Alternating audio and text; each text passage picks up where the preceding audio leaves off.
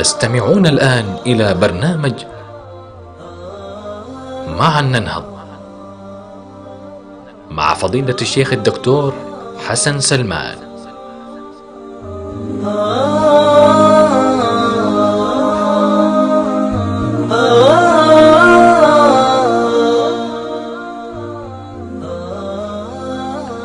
بسم الله الرحمن الرحيم. إن الحمد لله نحمده ونستعينه ونستغفره ونعوذ بالله من شرور أنفسنا ومن سيئات أعمالنا، إنه من يهده الله فلا مضل له ومن يضلل فلا هادي له، وأشهد أن لا إله إلا الله وحده لا شريك له، وأشهد أن محمدا عبده ورسوله. المشاهدون الأعزاء، السلام عليكم ورحمة الله وبركاته. ومع برنامج معا ننهض ستكون حلقة اليوم بإذن الله تبارك وتعالى تحت عنوان أحكام العيد وآدابه. أحكام العيد وآدابه. ونحن بفضل الله سبحانه وتعالى ظل المسلمون ولشهر كامل يتعبدون الله سبحانه وتعالى بشعيرة عظيمة، وهي شعيرة الصيام المفروض عليهم في هذا الشهر المبارك، والتي قال الله عنها بأنها أيام معدودات. يا أيها الذين آمنوا كتب عليكم الصيام كما كتب على الذين من قبلكم لعلكم تتقون، أياما معدودات. فهي بلا شك مرت علينا سريعا، ولكن الناس فيها في مضمار السباق إلى الله سبحانه وتعالى لا يمكن أن تعد بحجم المدة التي قضيناها. فمضمار السباق إلى الله سبحانه وتعالى يتفاوت فيه الناس تفاوتا عظيما.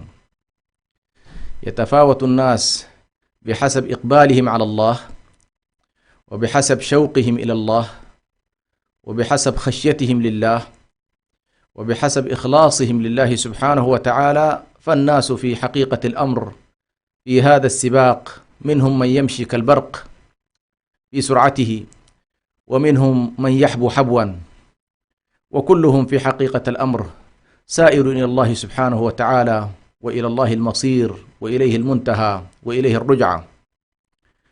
وها هو رمضان يودع الناس، وهو في أيامه الأخيرة، كاد يكون في اليومين الأخيرين منه، ونحن نقبل على شعيرة عظيمة من شعائر هذا الدين، وهي شعيرة عيد الفطر المبارك، الذي نسأل الله سبحانه وتعالى أن يجعلنا ممن يدركه وهو على أتم صحة وعافية، وأن يجعلنا تبارك وتعالى من المقبولين في هذا الشهر المبارك شهر رمضان، وأن يجعلنا ممن صام رمضان وقامه وأدرك فيه ليلة القدر إيمانا واحتسابا.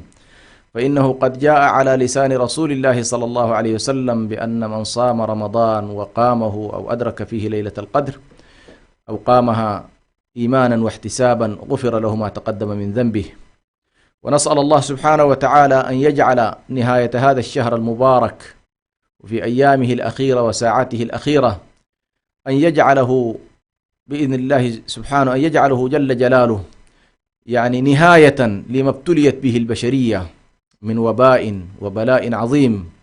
هذا الوباء وهذا الداء المسمى بالكورونا، والذي حقيقة أدخل الناس في بلاء عظيم وفي انقطاع ربما عن كثير من الأعمال الدينية والدنيوية.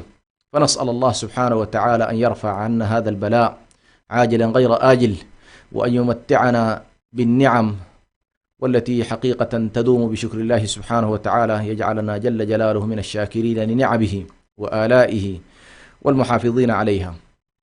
فإنه ما ابتلي الناس بالبلاء وما ابتلي الناس بالوباء إلا لتغيير ما بالنفوس. إن الله لا يغير ما بقوم حتى يغيروا ما بأنفسهم، ذلك بأن الله لم يكن مغيرا نعمة أنعمها على قوم حتى يغيروا ما بأنفسهم. فنحن في حقيقة الأمر مطالبون بالتوبة إلى الله والرجوع إليه والإنابة، ولا نكون كأولئك الذين إذا ابتلاهم الله سبحانه وتعالى أو أصابهم شيء من العذاب لم يستكينوا لربهم ولم يتضرعوا، كما قال الله سبحانه وتعالى: ولقد أخذناهم بالعذاب فما استكانوا لربهم وما يتضرعون. فالمؤمن إذا ابتلي، والحياة كلها ابتلاء وساحات امتحان وساحات اختبار، إذا ابتلي بالخير أو ابتلي بالشر فهو في كلا الحالتين يتعبد الله سبحانه وتعالى بعبادة معينة. فإذا آتاه الله النعم شكر الله عليها، وإذا ابتلاه الله سبحانه وتعالى بالمحن والمصائب صبر عليها، وكل ذلك خير للعبد المؤمن، وليس ذلك إلا للمؤمن. مسألة الأعياد في شريعة الإسلام مرتبطة بشعائر عظيمة. فالأعياد هي عبارة عن المواسم التي يحتشد فيها كل قوم وفق دينهم ووفق عقيدتهم ووفق ثقافتهم، ويعبرون فيها عن أفراحهم، ويعبرون فيها عن شعائرهم، ويعبرون فيها على كل عما يعني يمكن أن يكون مشكلا لثقافة أي مكون من المكونات البشرية. والأعياد هي ظاهرة إنسانية عموما، معروف أن كل البشر وفي كل الحضارات وكل الأديان لهم على كل مناسبات يعتبرونها تعود عليهم، والعيد من مسمى العود، يعني يعود عليهم كل عام، يعود عليهم كل عام أو يعود عليهم كل شهر أو يعود عليهم على كل بين فترة وأخرى. فهذا العود بالنسبة لأمة الإسلام مرتبط بشعائر عظيمة جدا، حيث إن الأعياد بالنسبة للمسلمين هما عيدان، مرتبطة العيد الأول برمضان أي نهاية رمضان، ومرتبطة العيد الثاني، وهذه شعيرة عظيمة، شعيرة الصوم. يعني العيد الأول مرتبط بشعيرة الصوم وهي ركن من أركان الإسلام، والشعيرة الثانية شعيرة عيد الأضحى مرتبطة كذلك بمسألة الحج، وهو من أشهر أيضا فرائض الإسلام وأركانه. فإذا نلاحظ بأن الله سبحانه وتعالى يجعل المسلمين عموما بعد كل شعيرة ينتهون إلى حالة شعائرية وهي المسمى بالعيد. فنحن الآن مثلا مقبلون بإذن الله سبحانه وتعالى على عيد الفطر المبارك، وهذا العيد يعني يرتبط كما ذكرت بنهاية الصوم. ونحن اليوم إن شاء الله سنتكلم عن مسألة بعض الأحكام المتعلقة بالعيد، سواء بالصلاة أو بالآداب المتعلقة بهذا اليوم، يوم العيد. ولكن أيضا مسألة العيد مرتبطة بشعيرة مهمة جدا يختتم بها الصيام ويفتتح بها العيد، وهي شعيرة زكاة الفطر. زكاة الفطر وزكاة الفطر حقيقة يعني مشروعة بنصوص شرعية عديدة جدا ثبتت عن النبي صلى الله عليه وسلم، وهي من الواجبات على كل مسلم قادر حر بالغ، تجب في الأبدان وليس في الأموال. يعني تسمى زكاة الأبدان، وتسمى زكاة الرقاب، وتسمى زكاة الفطر. هذه كلها أسماء تقريبا لزكاة الفطر. فسميت زكاة الفطر لأنها تكون مع الإفطار بنهاية رمضان، أي مع الفطر بنهاية رمضان. وتسمى زكاة الأبدان لأن الزكاة فيها تكون على الرقاب، على الأشخاص، وليس على المال كما هي الزكاة العادية المعروفة بأركان الإسلام. زكاة المال هذه لحالها، وأما زكاة الفطر متعلقة بالأبدان، فالإنسان يحسب أطفاله ويحسب زوجته ويحسب من يعول، فتسمى زكاة أبدان، يخرج الزكاة بناء على الأعداد الموجودة عنده، فهي زكاة الأبدان وزكاة الرقاب. حكم هذه الزكاة زكاة الفطر هي واجبة بنص حديث ابن عمر رضي الله عنه الذي يقول فيه: فرض رسول الله صلى الله عليه وسلم زكاة الفطر من رمضان صاعا من تمر وصاعا من شعير أو صاعا من شعير أو صاعا من بر. فكلمة فرض رسول الله صلى الله عليه وسلم هي فيها دلالة واضحة على أن المراد منها ليس تقدير، يعني ليس المراد التقدير بقدر ما هو الوجوب. والدليل على أن كلمة فرض رسول الله صلى الله عليه وسلم المقصود منها وجوب هذه الزكاة هو ما ورد عن عمرو بن شعيب أن النبي صلى الله عليه وسلم بعث مناديا في فجاج مكة يقول: ألا إن صدقة الفطر واجبة، ألا إن صدقة الفطر واجبة على كل مسلم ذكر أو أنثى إلى آخره، ويخرجها عموما الرجل عن نفسه وعن من يعول إذا كان قادرا. إذا نلاحظ أن حكم زكاة الفطر هو واجب، أنها واجبة على القادر من الناس سواء كان ذكرا أو أنثى، ما دام أن هنالك قدرة، فالذي يمتلك القدرة عليه أن يخرج هذه الزكاة، وهي كما ذكرت واجب من الواجبات. وهذا الواجب في الأصل يقع على من تقوم عليه التبعة المالية. يعني إذا كان هنالك رجل مثلا يعول مجموعة من الناس، يعول زوجته وأطفاله ويعول كذلك والديه، ومن تجب عليه نفقتهم، كل هؤلاء يجب على الشخص الذي يعولهم أن يخرج عنهم الزكاة. يعني الوجوب يقع عليه هو. لو افترضنا أن هنالك رجل مثلا غير قادر وامرأة قادرة، فإن المرأة أيضا تخرج زكاتها عن نفسها، تخرج زكاتها عن نفسها، فلا تسقط لا عن الرجل ولا عن المرأة. وكذلك يحسب في كل ذلك الكبير والصغير والذكر والأنثى، كل هؤلاء يحسبون، ولا يحسب من هو على الأقل داخل البطن، ولكن كل من ولد ما قبل عيد الفطر، قبل عيد الفطر إذا ولد شخص مثلا بيوم أو يومين، فإن هؤلاء يدخلون في الحسبة وتخرج عنهم زكاة الفطر. حكمة مشروعية هذه الزكاة بلا شك أن التعبد فيها هو الأصل، أن الله سبحانه وتعالى تعبدنا بعد الصيام أن نخرج زكاة الفطر، فالأصل فيها أننا نقبل عليها ونحن نريد بها وجه الله سبحانه وتعالى، ونريد امتثال أمر الله عز وجل في الأمر والنهي. ولكن مع ذلك حدد الشارع المراد والحكمة والمقصود من هذه الشعيرة، فذكر النبي صلى الله عليه وسلم كما جاء حديث ابن عباس عن ابن عباس رضي الله عنه قال: فرض رسول الله صلى الله عليه وسلم زكاة الفطر طهرة للصائم من اللغو والرفث وطعم للمساكين. حدد النبي صلى الله عليه وسلم هنا حديث ابن عباس، حدد لنا مسألتين مهمتين في حكمة مشروعية، وهذه حكمة منصوص عليها الآن. هذه الحكمة المشروعية ترتبت بناء على أن الله سبحانه وتعالى يريد أن يطهر الصائم من اللغو والرفث والتقصير، وكل ما صاحب صومه، كل ما صاحب صومه يريد الله سبحانه وتعالى أن يكفر عنه ذلك من خلال هذه الصدقة. الأمر الثاني فيها أيضا رأفة بالمساكين والفقراء، وفيها إطعام لهم في هذا اليوم اللي هو يوم العيد. ذكر ابن عباس هنا أن النبي صلى الله عليه وسلم فرض هذه الزكاة لأمرين: الأمر الأول طهر للصائم وطعم للمسكين، فهي سبحان الله تقوم على ركنين في حكمتها ومشروعيتها، أنها تكفير وتطهير للصائم فيما صاحب صومه، وفي نفس الوقت فيها رأفة ورحمة وشفقة وطعم على الأقل المساكين. إذا نلاحظ أن معظم الشعائر سبحان الله نلاحظ بأنها تنتهي في نهاية المطاف بنوع من التكفير ونوع من الاستغفار.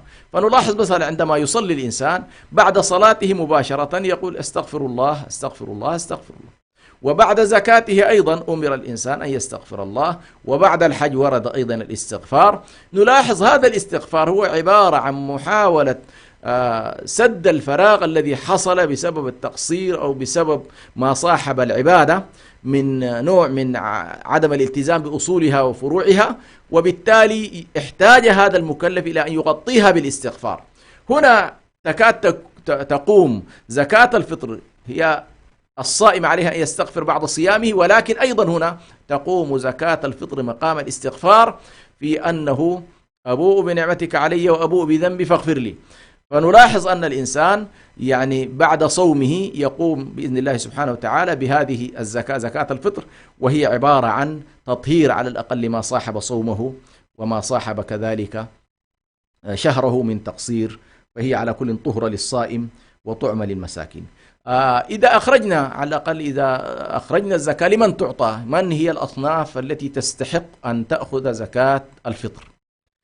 يعني هل زكاة الفطر أحكامها كنفس أحكام زكاة المال أم تختلف عنها؟ هنا نقول بأن زكاة الفطر تختلف عن زكاة المال اختلاف بين وواضح وكبير، وهو أن زكاة المال تقوم على الأموال، وزكاة الفطر تقوم على الأبدان. زكاة المال توزع على ثمانية أصناف، وزكاة الفطر توزع على الصنفين اللي هم الفقراء والمساكين. يعني إنما الصدقات للفقراء والمساكين، لن يدخل فيها العاملين عليها، ولن يدخل فيها في سبيل الله، ولا ابن السبيل، ولا في الرقاب، ولا الغارمين، كل هؤلاء لا يدخلون في زكاة الفطر. إذن زكاة الفطر تعطى فقط للفقراء والمساكين بنص رسول الله صلى الله عليه وسلم، ولن نستطيع أن نتجاوز هؤلاء. يعني لا يمكن لشخص أن يتجاوز هؤلاء الأشخاص الذين حددهم رسول الله صلى الله عليه وسلم. نعود إليكم بعد قليل، فكونوا معنا.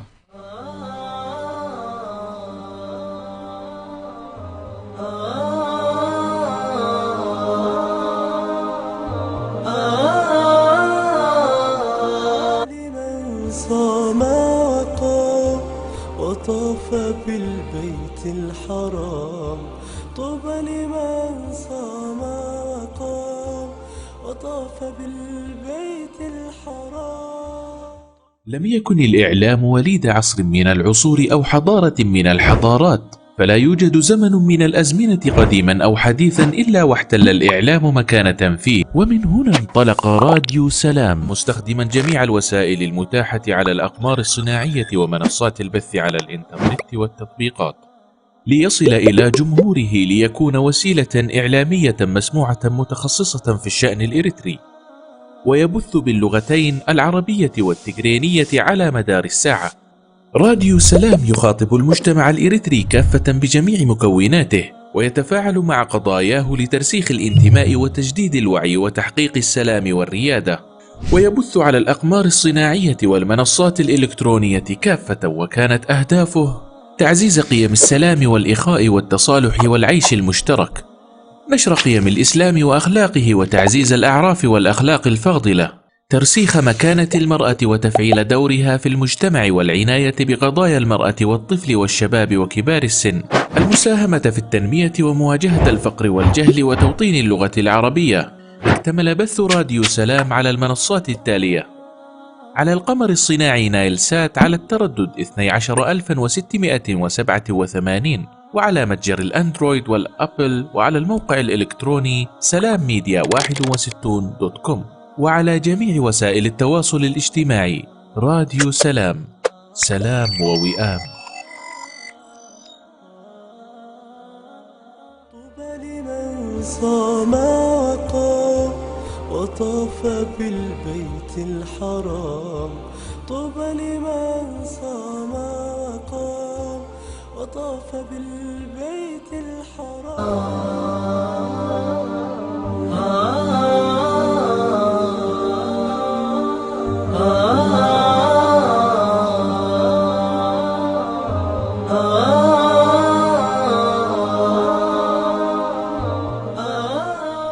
تستمعون الآن إلى برنامج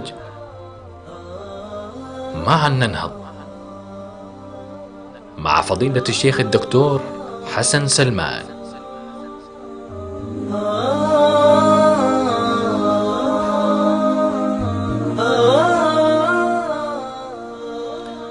بسم الله الرحمن الرحيم، الحمد لله رب العالمين، والصلاة والسلام على رسول الله الأمين وعلى آله وصحبه أجمعين.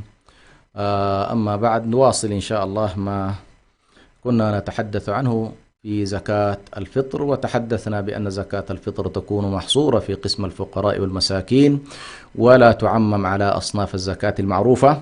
وأما بالنسبة للأصناف التي تخرج منها زكاة الفطر، فقد حدد النبي صلى الله عليه وسلم مجموعة من الأصناف، والجامع بينها هو أن تخرج زكاة الفطر على الأقل من غالب قوت البلد.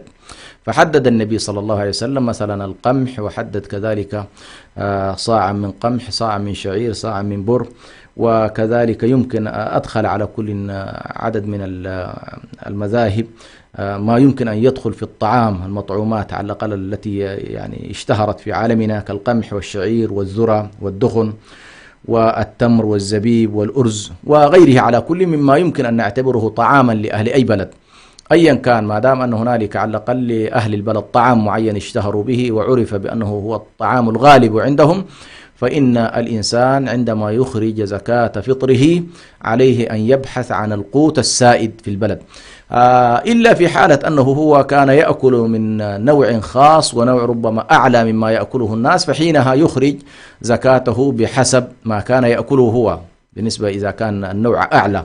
لكن الحالة العامة أن الشخص يلتزم بأن يخرج الزكاة من غالب قوت البلد. الأصل أن تخرج الزكاة طعاما كما ثبت عن النبي صلى الله عليه وسلم.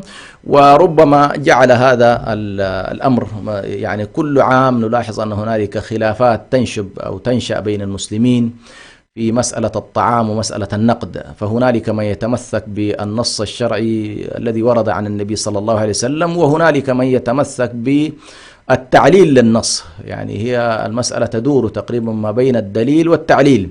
فالدليل أثبت النبي صلى الله عليه وسلم بأن الزكاة تخرج صاع من قمح وصاع من شعير وصاع من بر، ولكن هنالك على كل من نظر إلى المقصود من الدليل وهو مصلحة المسكين ومصلحة الفقير، وخاصة النبي صلى الله عليه وسلم من ضمن حكمة مشروعية هذه الزكاة تكلم عن إغناء الفقير، عن إغنائه. فهنالك على كل من حمل الإغناء نفسه بإغناء الطعام بأن في هذا اليوم الأصل في الزكاة هذه تعبدية، وأنا مثلا التزم بما ورد عن النبي صلى الله عليه وسلم فيها أن أخرجها تعبدا. وهنالك من يرى أننا ننظر إلى مقصود النبي صلى الله عليه وسلم بقوله أنكم أخرجوا زكاة صاع من بر صاع من كذا، وهو النظر إلى حاجة المسكين. وعلى كل لسنا الآن هنا إن شاء الله بصدد التفصيل الفقهي في هذه المسألة، لأنها مشهورة منذ عهد الصحابة رضوان الله عليهم والخلاف قائم.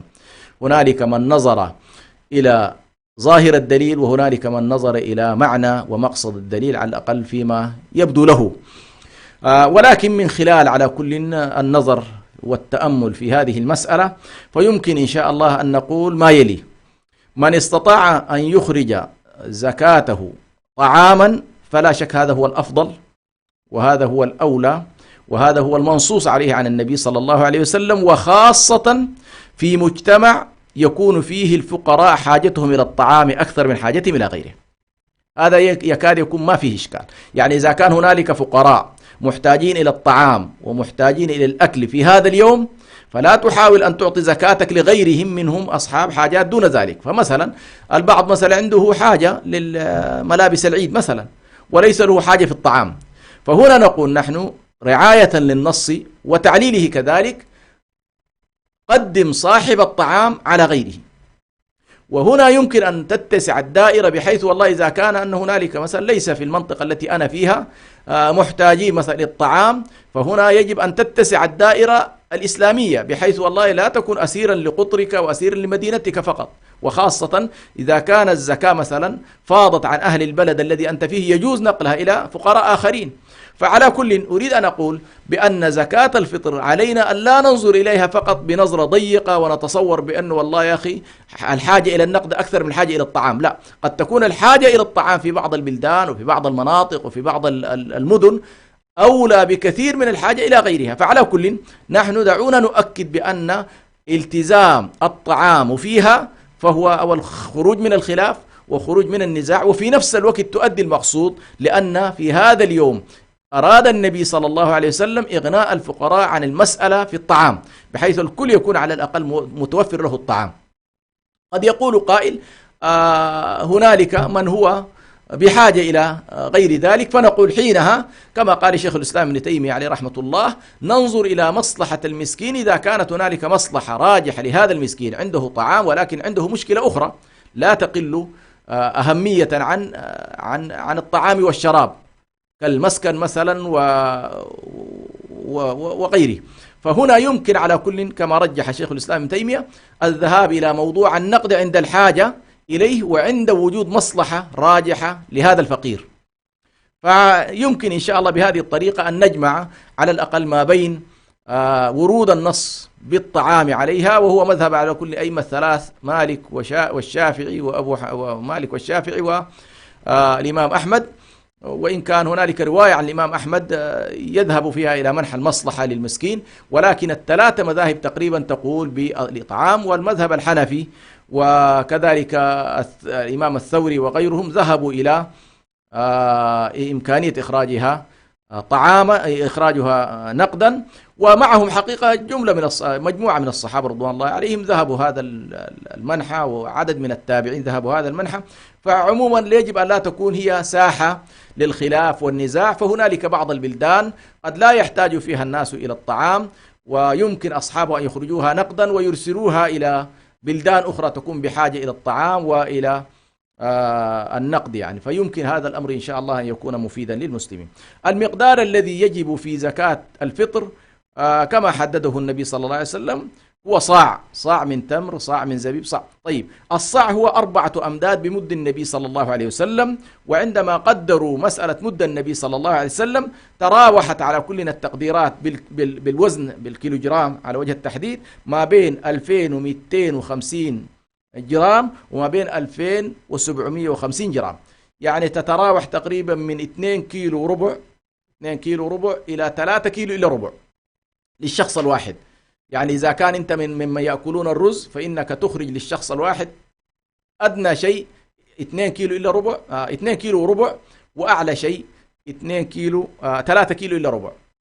وذهب على كلنا المالكية إلى كراهة أن تزيد إلا أن تكون بنية الصدقة، لأنهم ذهبوا أيضا إلى منح التعبد، أن النبي صلى الله عليه وسلم حدد لك مقدار التزم بالمقدار. أردت أن تزيد ويمكن أن تزيد وتستصحب نية أنك تتطوع بالزيادة، لكنك تلتزم بالمقدار الذي حدده النبي صلى الله عليه وسلم. إذن الحد الأعلى 3 كيلو إلا ربع للشخص الواحد إن شاء الله. ويحسب الإنسان بعد ذلك إذا كان عنده 10 أطفال أو عنده 6 أو عنده 7، ويحسب معه نفسه وزوجته ويحسب والداه إذا كان عليهم أيضا. وبالنسبة لمسألة الأولاد طبعا فإنك تخرج عمن تجب عليك نفقته، لا تخرج عما لا تجب عليك نفقته. فإذا كان هنالك من الأبناء من تجاوز سن البلوغ وصار له يعمل ويجتهد ويكدح ولا تجب عليك نفقته، فعليه على كل أن يخرج زكاته بنفسه، وأنت تكون ملزم بالقاصرين أو العاجزين الذين لا يستطيعون إخراج زكاة فطرهم. الوقت الذي تخرج فيه زكاة الفطر فالوجوب تقريبا، الوجوب يبدأ وجوب زكاة الفطر من غروب شمس آخر يوم من رمضان. اللحظة التي تغيب الشمس في آخر يوم من رمضان ويشاهد الشهر ونرى الهلال ونقول خلاص نحن غدا العيد، من هنا يبدأ الوجوب. وفائدة هذا التحديد يعني أي طفل تقريبا يولد ما قبل هذا التوقيت يجب أن تحسبه، أي مولود يولد يحسب. إذا كان ولد ما بعد صلاة العيد المولود لا يحسب، لكن ما قبل ذلك تقريبا يحسب، وبالتالي تخرج له زكاة فطره.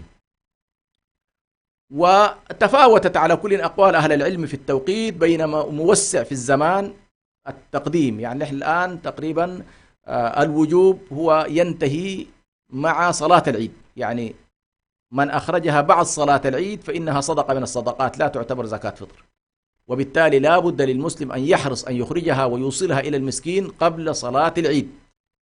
طيب ما بعد صلاة العيد هل تسقط عن صاحبها؟ لا تسقط عن صاحبها، لأنها تعلقت بذمته ويعطيها الفقير. هذا الفقير حقه يبقى حق الله تبارك وتعالى في أنك تجاوزت التوقيت، هذا تتوب وتستغفر الله سبحانه وتعالى. لكن إلى أي مدى يمكن أن أقدمها؟ ذهب أبو حنيفة إلى أن التقديم ممكن أن يكون من بداية الشهر، من بداية شهر رمضان يمكن أن يخرج الإنسان زكاة فطره، وخاصة لمن يريد أن يرسلها إلى مناطق بعيدة.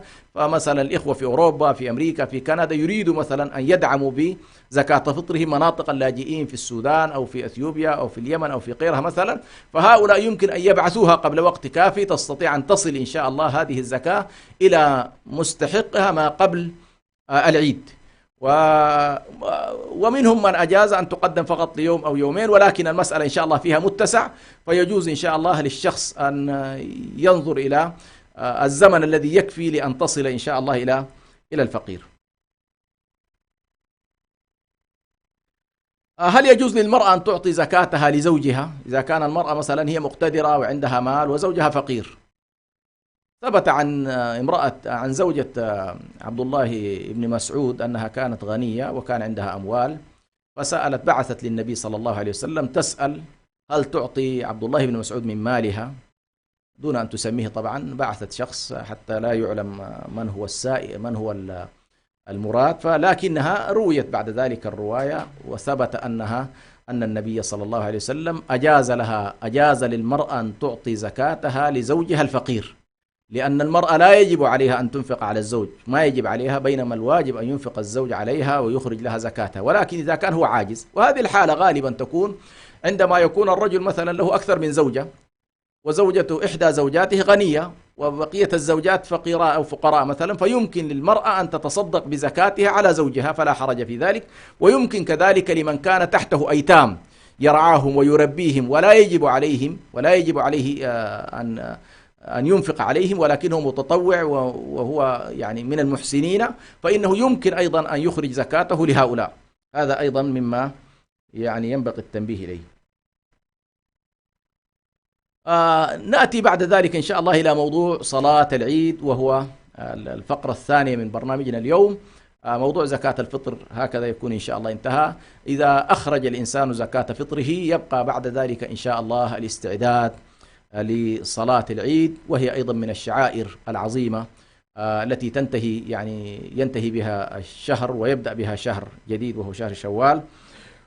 وهي صلاة العيد هي صلاة مشروعة بنص كتاب الله سبحانه وتعالى: فصل لربك وانحر، وبسنة النبي صلى الله عليه وسلم وإجماع أصحاب النبي صلى الله عليه وسلم، حيث ثبت أن النبي صلى الله عليه وسلم صلاها، وثبت كذلك أبو بكر صلاها وعمر وعثمان وعلي، فالخلفاء الأربعة وأصحاب النبي صلى الله عليه وسلم ومن جاء بعدهم. إذن هي ثابتة في كتاب الله وفي سنة النبي صلى الله عليه وسلم أنها مشروعة. ونعود إليكم إن شاء الله بعد قليل، فكونوا معنا.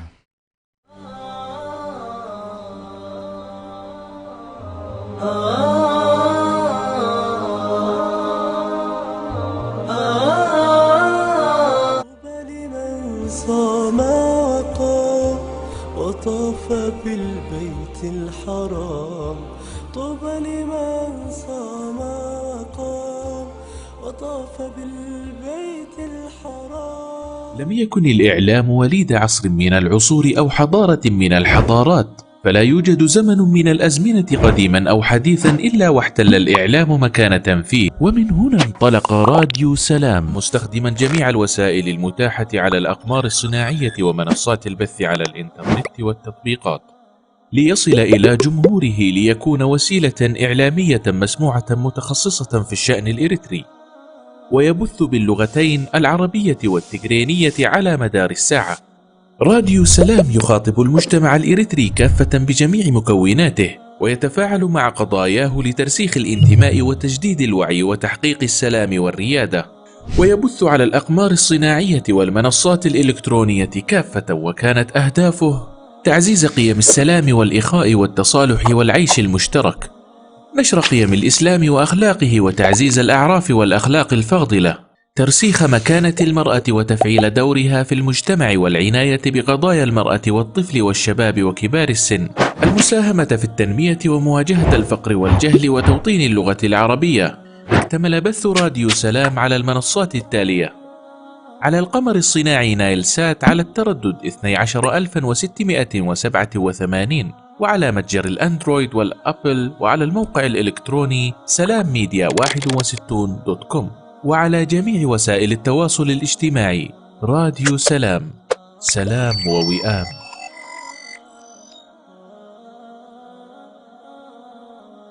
طوبى لمن صام وقام وطاف بالبيت الحرام، طوبى لمن صام وقام وطاف بالبيت الحرام.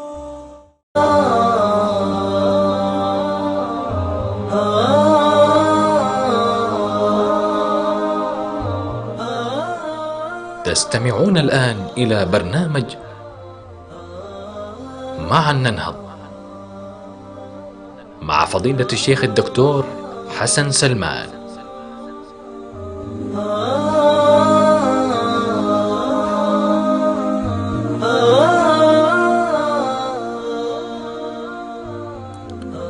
بسم الله الرحمن الرحيم.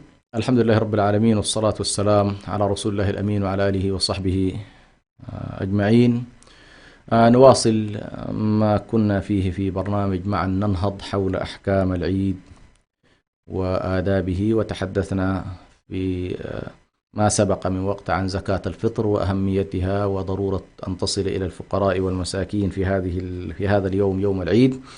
ودخلنا بعد ذلك في صلاة العيد وأنها مشروعة بكتاب الله وسنة النبي صلى الله عليه وسلم وإجماع الأمة، وهي سنة مؤكدة على الأفراد،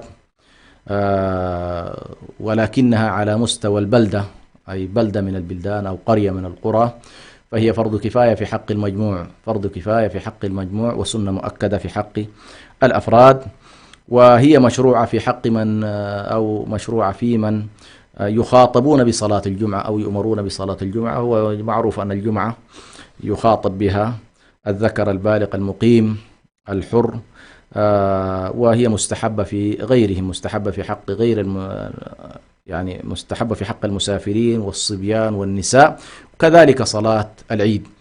فصلاة العيد بالنسبة للنساء، بالنسبة للصبيان الأطفال، مشروع لهم على الأقل أن يخرجوا في الشعيرة الجامعة إذا كان هنالك على الأقل صلاة جماعية يجتمع إليها الناس. وهذا الأصل طبعا، هذا الأصل، ولكن نحن نتكلم الآن عن وضع ربما يكون استثنائي، لكن الأصل أن يجتمع المسلمون على هذه. فأن تكون في البلدة على الأقل صلاة جامعة هذا فرض كفاية. في المدينة الواحدة يجب أن تكون هنالك صلاة جامعة للناس، ولكن بعد ذلك على مستوى الأفراد فإن الوجوب يسقط عن البقية ما دام أنه قام به بعض الناس. ولكن حضور مشاهد المسلمين يمكن حتى النساء الحيض وغيرهم يمكنهم إن شاء الله يعني حضور المشهد، يحضروا على الأقل دعاء المسلمين ويحضروا المشهد العام الجامع، ويمكن أن يتبادلوا التهاني مع الناس. فحضور على كل، حتى النساء ممن لا تجب عليها الصلاة يمكنها أيضا أن تحضر مشهد المسلمين وتكون على أطراف المصلى. بالنسبة لوقت صلاة العيد فإن وقتها يبدأ مع ارتفاع الشمس في الأفق قدر رمح، مع ارتفاع يعني ما يمكن أن نقول قدر الرمح، يعني في حدود النصف ساعة تقريبا بعد شروق الشمس، أو 45 دقيقة ما بين هذين الوقتين يمكن أن يكون إن شاء الله الصلاة. ولا تصلى قبل الشروق، يعني صلاة العيد لا تصلى قبل شروق الشمس أو قبل أن ترتفع الشمس. ويستمر وقت صلاة العيد حتى الزوال، يستمر وقت يعني ما قبل صلاة الظهر تستمر. فإذا فات على الإنسان الوقت هذا ما بين ارتفاعها مقدار الرمح إلى الزوال، فاتت الإنسان الصلاة في هذا الوقت، فإنه لا يمكن أن يقضيها بعد ذلك لأن وقتها فات. أما عن كيفية صلاة العيد فهي ركعتان بغير أذان ولا إقامة. يعني صلاة العيد ليس فيها إقامة وليس فيها أذان، وهي عبارة عن ركعتين كما جاء في حديث ابن عمر حدد الصلاة، قال: صلاة العيد عيد الفطر ركعتان، وعيد الأضحى ركعتان، وصلاة الجمعة ركعتان، وصلاة المسافر ركعتان. هذه 4 صلوات تقريبا، يعني هي عبارة عن ركعتين. وهذا تقريبا إجماع، يعني أنها تصلى ركعتين، هذا محل إجماع. والصفة العامة التي تسقط بها على الأقل يسقط بها الوجوب هي أن تكون ركعتين فيها كل ما يتعلق بهيئات الصلاة، فيها قراءة، فيها ركوع، فيها سجود، فيها قيام، فيها دعاء، وهكذا. ده الحد الأدنى. أما إذا أراد الإنسان أن يلتزم بالسنة الثابتة عن النبي صلى الله عليه وسلم وهي التمام والكمال، فإنها بكيفية مخصوصة وبطريقة مخصوصة، وهو أن الركعتين تكون الركعة الأولى يعني فيها 7 تكبيرات، والركعة الثانية تكون فيها 5 تكبيرات. 7 تكبيرات ما عدا تكبيرة الإحرام، و5 تكبيرات ما عدا تكبيرة القيام. يعني الإنسان مثلا عندما يقول الله أكبر كبر تكبيرة الإحرام، بعدها عند المالكية 6 تكبيرات، يعني يحسب تكبيرة الإحرام بالنسبة للمالكية يأتوا بعد ذلك ب6 تكبيرات. أما الشافعية والحنابلة فإن 7 ما دون تكبيرة الإحرام، 7 ما دون تكبيرة الإحرام، وأما 5 ما دون تكبيرة القيام هذه تقريبا ليس محل خلاف. الأحناف على كل لهم وضعية أخرى في موضوع الكيفيات، لكن يهمنا الآن نحن على الأقل ركعتين تكون في الأولى 7 تكبيرات ما بعد تكبيرة الإحرام، ويكون على الأقل تتابع في التكبيرات، ولا يكون هنالك يعني توقف طويل، إلا إذا كان الإنسان إماما في سبيل أن يعطي فرصة للمأمومين يقف قليلا، ولكن أيضا ليس وقفا طويلا. ثم يقرأ بعد ذلك بعد أن كبر مثلا في الركعة الأولى يقرأ إما سورة قاف، وفي الركعة الثانية يمكن أن يقرأ سورة القمر، ويمكن أيضا أن يقرأ سبح اسم ربك الأعلى أو سورة الغاشية. فالقراءة على كل، أو يقرأ الإنسان بما تيسر له من القرآن إن لم يكن حافظا لهذه السور التي ثبتت عن النبي صلى الله عليه وسلم، فإن الإنسان يمكن أن يقرأ بما تيسر له من القرآن كما هو الحال في بقية الصلوات. الشروط هي نفس شروط صلاة الجمعة، شروط صلاة العيدين هي نفس شروط صلاة الجمعة، اللي هي مسألة الاجتماع لها، وأن يكون هنالك إمام، والشروط المعروفة لصلاة الجمعة. بالنسبة لي يعني هنالك مسألة مهمة، موضوع سنن العيد. يعني الإنسان قبل أن يأتي إلى الصلاة هنالك جملة من الأحكام التي تعد إن شاء الله من السنن والمستحبات على الإنسان المسلم، وهو في هذا اليوم العظيم إن شاء الله يقبل عليها، وهو أولا الغسل. يغتسل الإنسان قبل الذهاب إلى الصلاة، الغسل العادي، الغسل المعروف، غسل الجمعة وغسل يعني الغسل المعروف هذا الذي يغتسله الناس في جمعهم ويغتسلونه في جنابتهم، الغسل ثم يتطيب الإنسان بعد ذلك، وكذلك يتناول شيء من الطعام. هذا طبعا في عيد الفطر بالذات لا يذهب الإنسان إلى المصلى وهو صائم، عليه أن يفطر ولو حبة أو حبتين أو 3 من التمرات أو ما طاب له، على كل يأكل قبل أن يذهب إلى المصلى، هذا من السنة. أيضا الذهاب على الأقدام ما استطاع إلى ذلك سبيلا، فإن في ذلك أيضا إحياء لهدي المشي إلى المصلى. وأن يذهب الإنسان بطريق ويعود بطريق آخر، يعني لا يذهب بذات الطريق ويعود به، يعني يخالف في ذهابه وإيابه. أيضا يعني التكبير في هذا اليوم، فإن التكبير يبدأ مع الليلة تقريبا التي أو مع غروب الشمس يمكن أن يبدأ التكبير. الناس تبدأ في الله أكبر الله أكبر، وإلى أن يصلون تنتهي عملية التكبير مع الصلاة. إذا صلوا انتهى التكبير بالنسبة للصائمين يعني. أيضا في هذا اليوم على الناس أن يراعوا مسألة التسامح في الأعياد، وأن يتعافوا ويتصافوا، وأن يكون الإنسان على الأقل تحلل من كل المظالم التي على الناس، وألا يقبل على الله سبحانه وتعالى في هذا العيد وهو يحمل الضغائن ويحمل الحسد ويحمل الكراهية ويحمل البغضاء للناس، أو يكون هنالك مظالم، أو يكون قاطع للأرحام أو عاق للوالدين. كل ذلك حقيقة مما ينبغي أن يتحلل عنه الإنسان، وأن يسعى جاهدا لأن يقبل على الله سبحانه وتعالى بقلب سليم وقلب صافي، ويرجو رحمة الله سبحانه وتعالى بعد ذلك، لأنه لا يمكن للإنسان أن يكون عاصيا لله سبحانه وتعالى ويرجو بعد ذلك. هنالك مسألة يعني أختم بها إن شاء الله هذا البرنامج، وهو نحن الآن في ظل الظروف الموجودة، الناس محبوسة في بيوتها ولا تستطيع على الأقل أن تجتمع للصلوات، فماذا تفعل؟ ربما الناس سمعت حقيقة كثير من الفتاوى، ولكن تقريبا ما ننصح به أنه أولا يجوز للناس أن تصلي في بيوتها سواء كأفراد أو كمجموعات. يعني يمكن للإنسان أن يجمع أسرته ويجمع عائلته ويصلي بهم، سواء أراد بعد ذلك أن يخطب بهم إذا احتاج إلى الأمر إلى التذكير وإلى الموعظة يمكن، لكن يكفي أن يصلي الإنسان ركعتين بالطريقة التي وصفناها، ولا يلزمه الخطبة، لأن الخطبة هي محلها على كل المواقع العامة والمجامع العامة. ولكن لا حرج إذا أراد الإنسان في هذا اليوم أن يذكر أسرته ويعظهم ويذكرهم بأحكام العيد. فما ننصح به أن الإنسان يمكن إن شاء الله أن يصلي في بيته ولا حرج عليه.